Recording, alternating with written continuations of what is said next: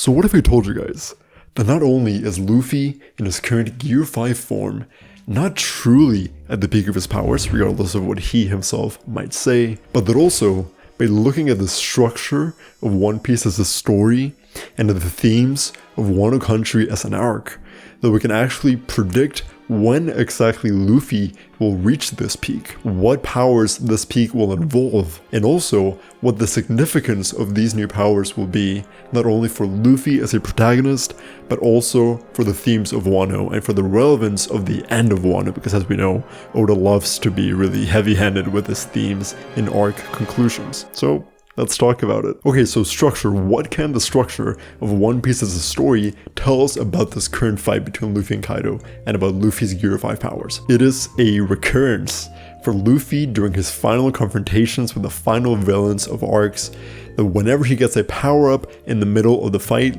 Luffy then goes down only to eventually get back up and finally beat the villain. So if we look at Enies Lobby, we're not going to count the Gear 2 power-up because that was against Blue Wano and that was not at the very end of the arc, but when Luffy finally used Gear 3 against Lucci, he went down, and then of course Usopp helped him get back up, and then Luffy beat Lucci. In Dressrosa, when Luffy first uses Gear 4, he goes down, and then he gets back up, and then it beats Doflamingo. In Whole Cake Island, when Luffy unlocks Snake Man, he gets beat around by Katakuri until he eventually gets back up and finally defeats him. Even within Wano, we have multiple examples of this trope, the first being in Act 2, when Luffy is finally learning to master Ryo, only for him to get beaten by Big Mom. And then in more recent chapters in Roof Piece, when Luffy finally masters his Conqueror's Haki coding, he still gets beat by Kaido. And this is why I think we're going to see another repeat of this, also in the same fight against Kaido, except as regards Gear 5. And of course, for this to be true, there have to be two conditions.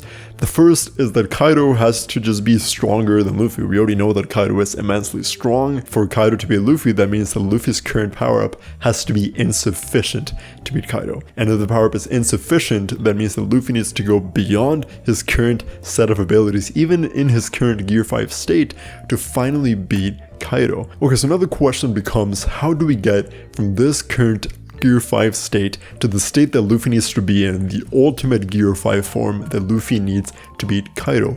And at this point, we can look a bit more at the structure of fights in One Piece, because there is another trope that can help us inform this trajectory, and that is the fact that whenever Luffy beats a villain that is a despicable, evil ruler, he has to do it in front of the subjects that this ruler has terrified for so long. The first example being Arlong in Arlong Park. We of course then have Crocodile in Alabasta, Enel in Skypiea, Hody Jones in Fisherman Island. We also have Doflamingo in Dressrosa, of course, etc, etc, so that Luffy can bring this villain down in front of his subjects and for his subjects to finally be liberated. And as we know, Luffy's whole thing is now very much, as has been emphasized in recent chapters, about liberation and about freedom. So this implies that in the current Luffy versus Kaido fight, we have to get to a point where the entirety of Wano has to see what's going on, and we're not there yet. As we know, they're all drunk, partying, having a good time at the Fire Festival. They don't even know that there's this massive fight going on, because even when Big Mom was defeated and there was that huge explosion in the distance, Law covered it up with his powers. So we have to get to a point where there is an imminent, immediate risk to the citizens of Wano, that they are aware of this risk, and that this awareness will then lead them to be able to see Luffy finally beat Kaido. But of course, we need to set up for this, and for this, Luffy needs to be defeated. Once again, we could have a sort of like the raid is failing scenario where Luffy is defeated and everyone is scrambling to beat Kaido and his minions who might rise up or not, or we could just have a scenario where everyone is trying to contain Kaido until Luffy regains his powers and then is able to face Kaido one final time. But between where we currently are and where that is happening, we need a bit more setup. Hence why I think that we're going to see an additional power-up for Gear 5. But what would this fully powered Gear 5 look like?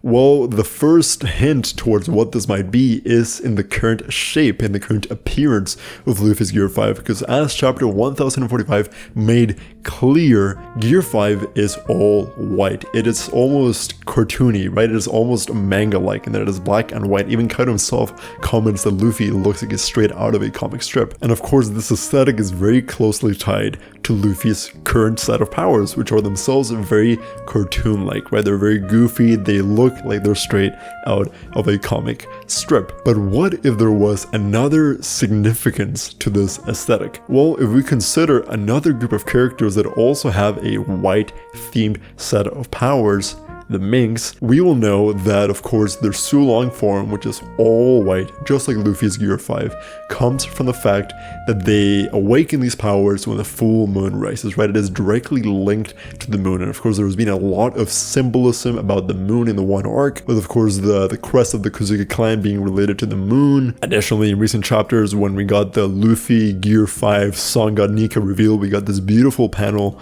of Luffy's silhouette jumping over the skies of Wano with a massive full moon behind him, right? So not only are the Sulong powers and their aesthetic linked to the moon, but Luffy as a character and his power-up is also being visually tied to the moon. But this doesn't really make any sense, does it? Because Luffy is the sun god, right? Not the moon god. And additionally, Luffy is all about bringing dawn, right? Bringing a new sun, a new light to all these different places in the One Piece universe. So why is he being so closely compared to the moon? Well, I think that we could sort of think of Luffy's current Gear 5 form as sort of analogous, but also inverse of the Minks Sulong form, because as we know, the Minks default state is not Sulong. They only enter Sulong when they have a full moon. So could it be that maybe Luffy's current Gear 5 form is his base Gear 5 and that he only enters its true form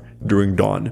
Because as we know, Luffy is the sun god. He's got sun god powers, therefore the sun has to have a role in this. And as we now know, because Luffy's devil fruit is actually a zone fruit with multiple different forms, then this basically means that Gear 5 could have multiple different forms in the same way that Gear 4 has Bound Man, Tank Man, Snake Man, etc, etc. So I do think that there is a logical train of thought as to why Gear 5 could have a next level to it. Okay, but then what would this dawn bring to Luffy's Gear 5? I think the most obvious answer, if we're just going by Occam's razor here, is that there would be sun themed powers, or at least fire themed powers. And as we know, at least as of chapter 1045, Gear 5 has essentially exemplified different facets of every single one of Luffy's power-ups up until the moment. Gear 2, Gear 3, Gear 4, of course, the increased power of Gear 2, the gigantification of Gear 3, and then the combination of Haki with those powers in Gear 4.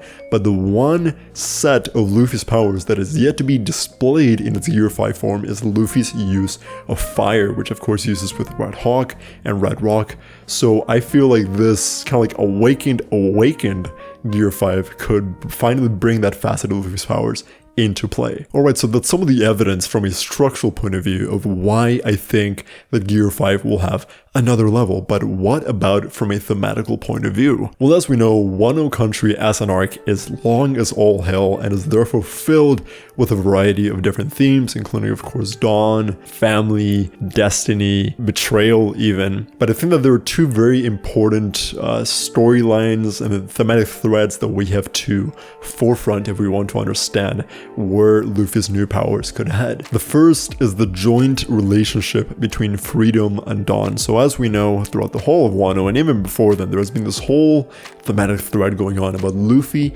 bringing a new dawn, of bringing freedom to all the different places that he visits. And just now, at the very end of the Wano Country arc, Oda is being really in your face about this, right? He has made Luffy's devil fruit into a materialization of this theme in order to cement, in order to amplify the fact that Luffy is not just thematically a bringer of freedom, but is also literally, through his powers, free himself, and that he's able to affect his surroundings in order to make them free too. And of course, this theme of freedom is very closely tied to the idea of bringing a new dawn to Wano. And of course, Luffy being the sun god means that he's going to be the one to bring this new dawn.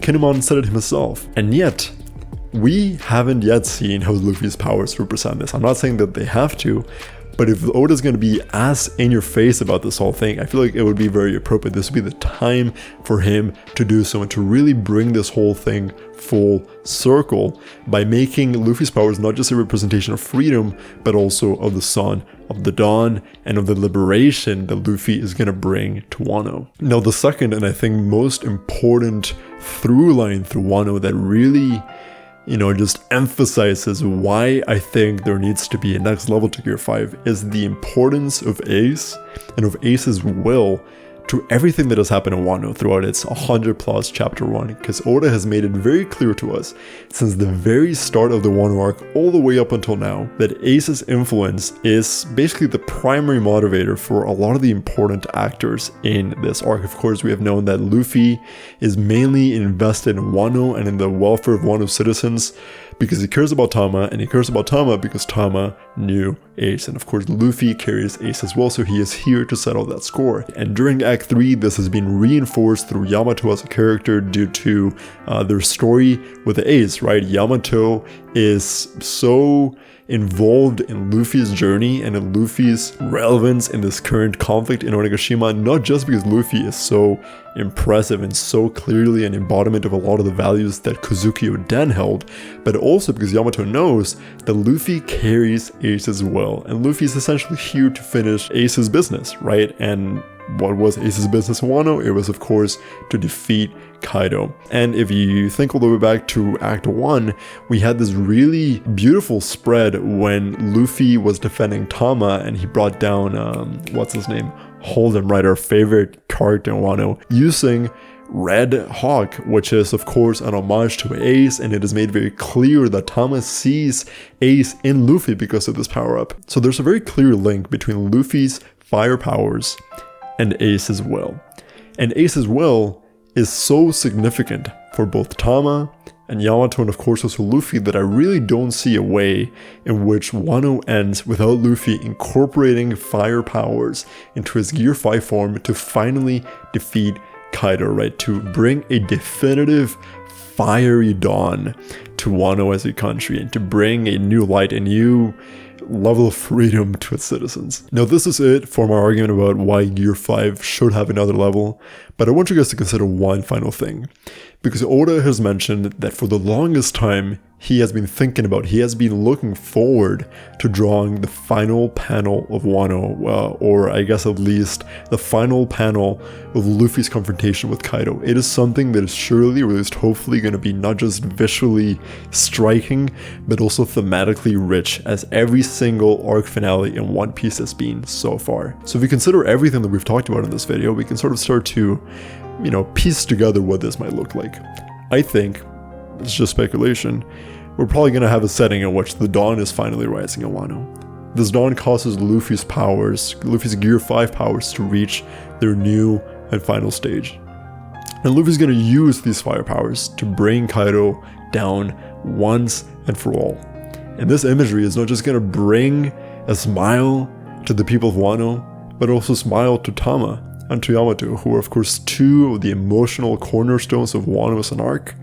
Not just because they are happy to see the liberation of Wano, but because they see that Luffy is not just an embodiment of freedom and an embodiment of a new dawn, but also a carrier of Ace as well, who of course started off this arc, and I think it's only right that it also ends the arc. So I hope that I've convinced you guys, but please comment down below, what do you think about this? Am I right? Am I wrong? Am I completely wrong? Where do you think this is actually gonna go? Please just let me know. I love reading the comments. But beyond that, don't forget to like this video and to hit the subscribe button, as well as the little notification bell on the side so you're notified whenever I upload new videos like this one.